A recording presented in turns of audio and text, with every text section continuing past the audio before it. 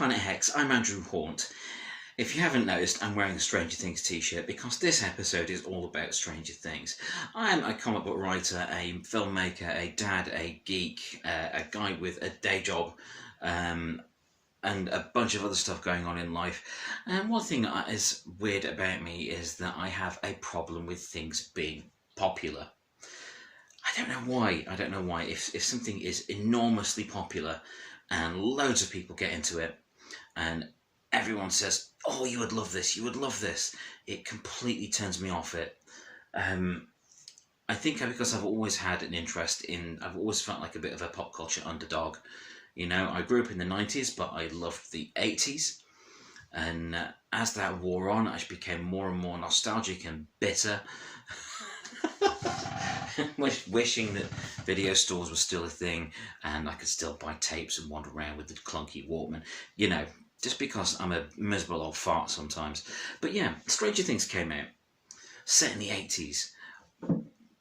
All these 80s pop culture references, this huge influence from people like Stephen King and Steven Spielberg, and, you know, films like Close Encounters of the Third Kind and E.T. mixed with Poltergeist, and things like the Bangor, Maine universe of Castle Rock stuff from Stephen King.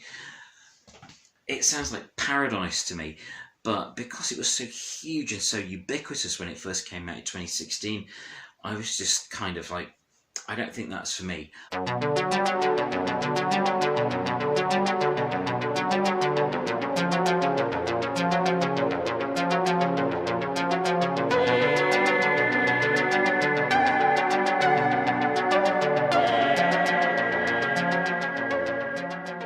don't think that's going to depict the era as I want it to be depicted.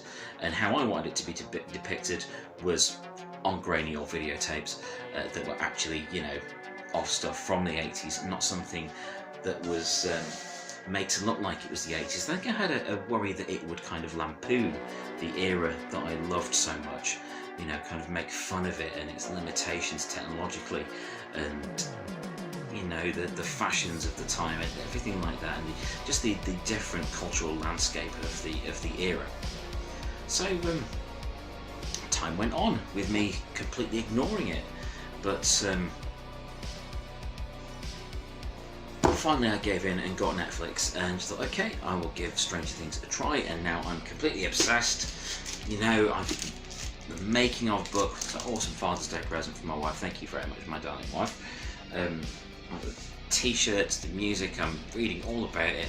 I'm eagerly awaiting series 4, and I've got to that point because I gave it a shot and realised it wasn't the cynical sort of parody of things that I'd loved. It was definitely an homage. It was definitely a tribute to these things that I'd grown up loving and that were hugely important to me. So I did binge Stranger Things, and I'm really glad that I did. I'm genuinely glad that I did.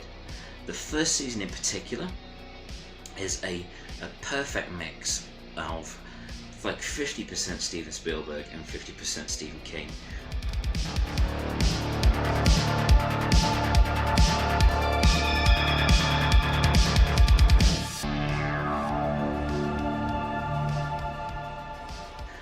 And the melding of those two, the bringing of the fantastical elements to the mundane, is something that deeply resonates with me. It's always resonated with me since I was the age of 12 and first started reading novels by Stephen King, which was It. The first one I read, I was 12 years old, I read It.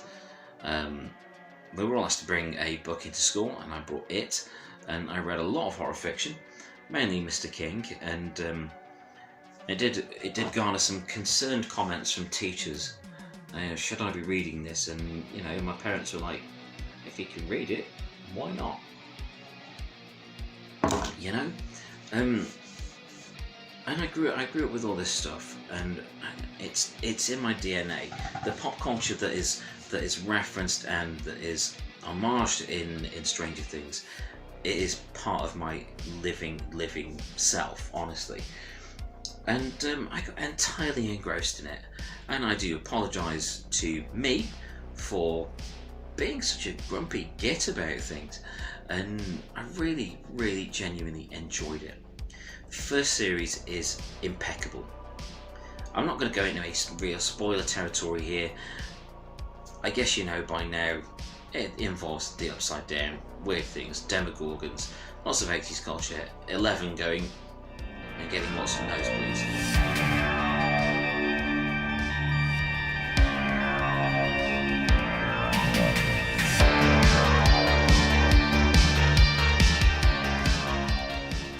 That sort of thing.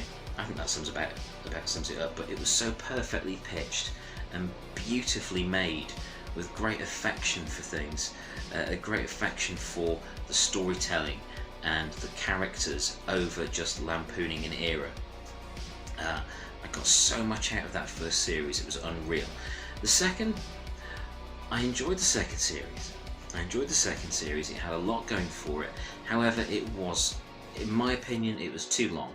It was an episode longer than the first series, and of course I know that the episode that lengthened that run is something of a hot topic amongst fans. It was the sidestep episode. I personally don't feel that it was needed. I feel it could have been spread out over a couple of episodes, just to give the series a bit more pace. It felt like a lot of build up to a very quick denouement at the end, which it was a satisfying ending. It just took a long time to get there, and it became a little bit frustrating, but it was eminently watching. So it was a little tiny bit of a disappointment after the wonderful first series, but the second series, it's still watchable. Sidestep aside, it sounds like an instruction during a dance contest. I still enjoyed it.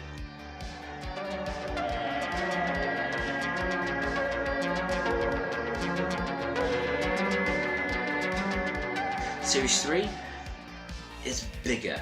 There's more scale to Series 3. There's a lot more scale to it. The addition of the mall. There's a lot of stuff set in the shopping mall, so there's lots of extras, which meant lots of storefronts, lots of little elements from that period, that time period, to make it believable. There's lots more costumes and everything like that, and hairstyles. Oh my god, there are some corking hairstyles, and it's a lot bigger. The story is different. It goes in a different direction to the first two, but is ultimately hugely satisfying. And I think that I see now that the popularity of Stranger Things, and the reason that it got so big in the first place, is just the ridiculously high quality of everyone involved. The people behind the scenes, the people in front of the camera, the casts are excellent.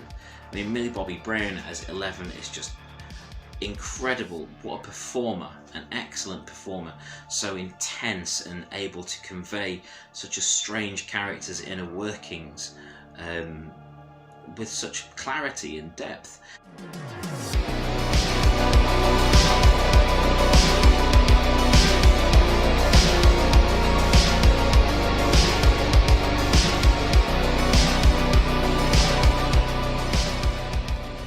And all the other kids, straight away, all the young cast in Stranger Things, I would have hung out with them as a kid in the 80s. You know, they're like the quintessential group of friends. They bicker, but they've always got each other's backs. You know, and yeah, the way they are dressed, the homes of these characters, it's not the overly neon and overly loud version of the 80s that some shows and some elements of current pop culture do put forward. The 80s was dull, man. A lot of the, you know, the music in the movies and TV and the comic books and everything like that was exciting and neon tinged and absolutely dripping with character and hair gel and shoulder pads and things like that. But real life was kind of dull, kind of wooden and brown and so on. But I like it that Stranger Things didn't go the route of an idealized 80s. Not entirely anyway. It does a little bit, but not entirely.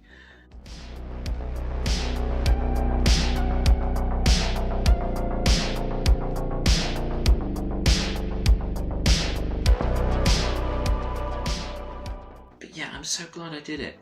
I'm so glad I watched it. I'm so glad I binged Stranger Things and joined the club.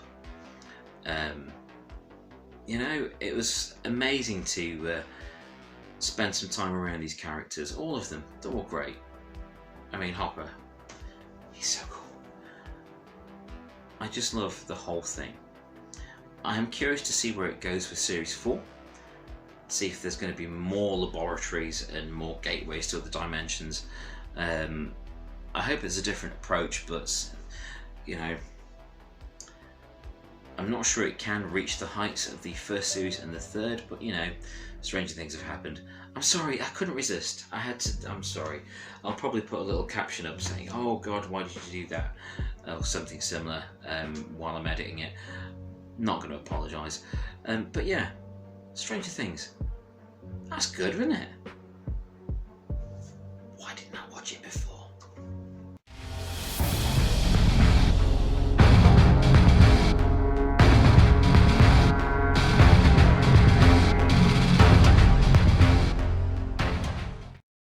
Thank you for watching. Please like, share and subscribe.